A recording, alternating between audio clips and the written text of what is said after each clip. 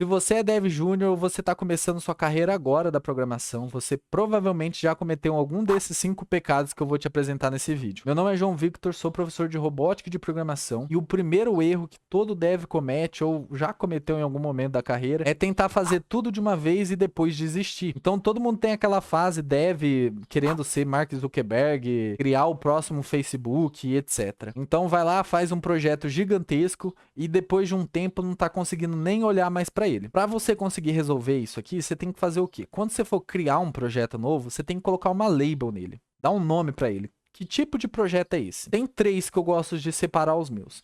Tem um projeto para portfólio.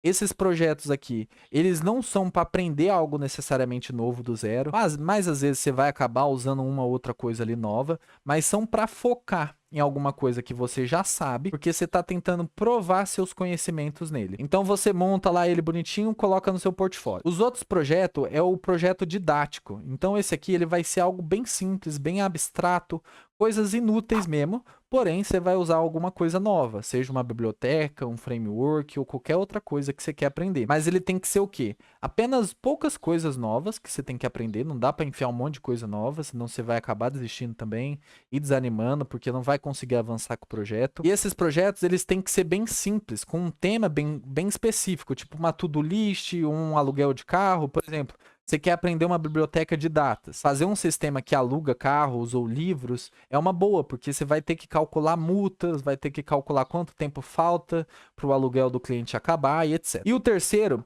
é o projeto que ganha dinheiro. Então, se você está fazendo alguma coisa para sua empresa, já está ganhando dinheiro, ótimo, já entra nesse tipo de projeto. E projetos que você cria por conta própria. Então, um SaaS que você criou, um freelance. Esse aqui você vai usar o mínimo de coisa possível que você não conhece. Quando você for fazer deploy, você vai fazer deploys em plataformas que você já conhece, tipo a AWS ou uma VPS. Claro que é impossível você evitar 100% de coisa nova nesse projeto, mas são pouquíssimas mesmo que você vai ter que aprender do zero para fazer aquele projeto. Então evita o máximo colocar aqui.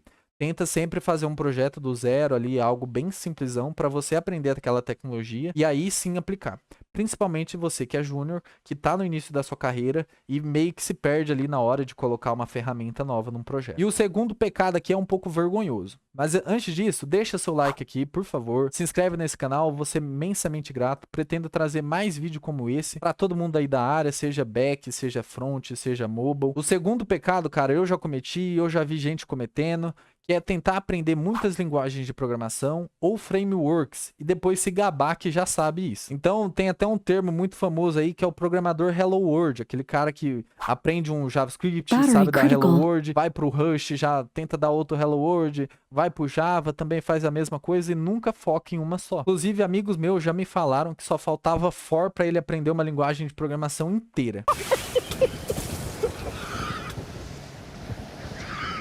Então, cara, não se limita a essa questão de sintaxe, porque a maioria das linguagens vai manter um padrão assim. E se em algum dia você precisar sair de uma linguagem de programação e ir para outra, você vai precisar o quê? Só aprender a sintaxe. Porque a base você já vai ter. Então, de laço de repetição, de condições, tudo isso, você já tem que manjar fazendo só em uma. Quando você precisar migrar de linguagem de programação na sua carreira, que provavelmente vai acontecer em algum momento, aí sim você vai lá no Google, usa documentação, vai pesquisando por conta própria como que você faz uma coisa na linguagem de programação igual na outra, né? E tenta se localizar ali. O terceiro, eu acho que 100% comete. Não é ter autoconhecimento, não no sentido filosófico e sim no didático. Cara, você não sabe como que você aprende, ou você não tem noção quanto tempo você precisa de estudo para ter uma qualidade boa, quanto tempo de sono, qual que é o melhor período para você estudar, se é de manhã, de tarde, à noite. Algumas dessas você provavelmente já sabe. Porque se você não tem nenhuma dessas coisas, você não consegue montar um plano de estudo adequado para você. Então, você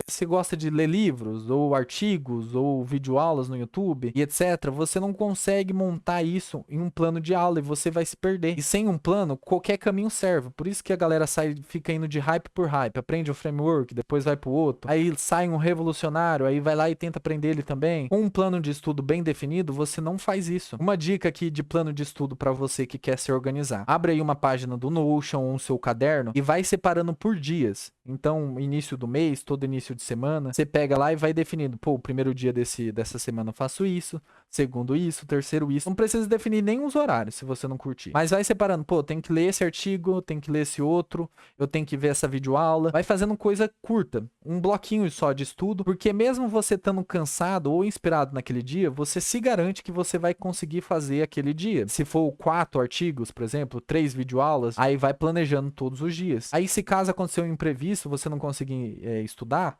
você joga pro outro dia, né? E vai indo assim. Você não precisa nem colocar, pô, quarta-feira eu vou ler esse artigo. Não consegui estudar na quarta, então vou ter que juntar com os da quinta. Não, vai acumular, assim. Você só vai dando o número do dia. No dia 1, dia 2, dia 3, e vai indo até o dia 30 do mês. Virou o mês, você refaz o seu plano de estudo. Eu peguei essas dicas no curso que eu tô fazendo sobre programação atualmente, que é um curso que tá me deixando com uma liberdade muito melhor de codar minhas aplicações. Se você tiver interesse, eu vou deixar aí na descrição, mas essa metodologia não depende de curso, então você vai usar como autodidata, seja seguindo um curso ou um artigo, um livro, você pode aplicar isso para tudo. Inclusive, quem tem cursos, você pode colocar nessa metodologia. Agora presta muita atenção para essas duas últimas dicas, que são as mais importantes desse vídeo. Quarto pecado é você evitar críticas ou você não receber nenhuma delas. Cara, se não tem alguém achando defeito no seu código e dando melhorias, provavelmente você não tá procurando. Então você não deixa os outros ver o seu código, subir um projeto, deixa privado lá no GitHub, ou se alguém passa algum feedback para você, você não curte muito, ou você vai lá e não melhora aquele código, não aplica o feedback que foi te dado. E isso é muito ruim, cara, porque evita sempre de você melhorar. Procura feedback de pessoas mais inteligentes do que você. Se você não tá trabalhando atualmente, não tem acesso a pessoas sêniores, pode te ajudar com isso,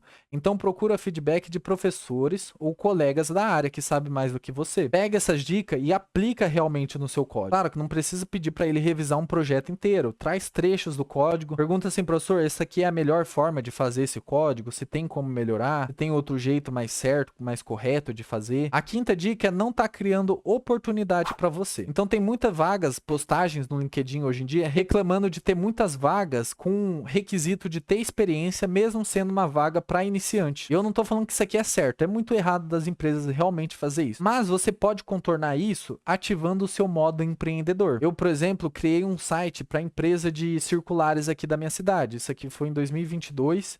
E o site está em produção até hoje, com o cliente acessando todo dia. O site ele não foi muito para frente porque o cliente ele é meio... não gosta muito de tecnologia, não é envolvido nessa área. Mas ele poderia evoluir muito mais do que já tá. Só que ele ponhou dinheiro no meu bolso e agora é uma experiência profissional que eu tenho. E outro projeto muito interessante que eu entrei depois foi por causa de um colega, ou seja, por causa de network. Então faça bastante network para você tentar entrar em projetos como esse. E ele foi vendido para um clube de campo aqui da minha cidade, que tem beach tênis e tênis. A galera não conseguia gerenciar os horários da quadra. O que a gente fez? Um site justamente para isso. Ou seja, foram dores sendo resolvidas e a gente ganhou uma grana com isso e se tornou uma experiência profissional. Tem diversas outras, então você tenta ser criativo, acha dor e acha como que você pode resolver essa dor e também você vai ter experiência e você pode colocar no seu currículo. Outro problema muito grande de dev sem experiência é que ele não cria um portfólio realmente de respeito. Nesse vídeo eu vou te ensinar como que você faz isso. Nesse outro aqui do lado eu te ensino como que você pode aprender qualquer linguagem de programação como um autodidata. Te vejo lá.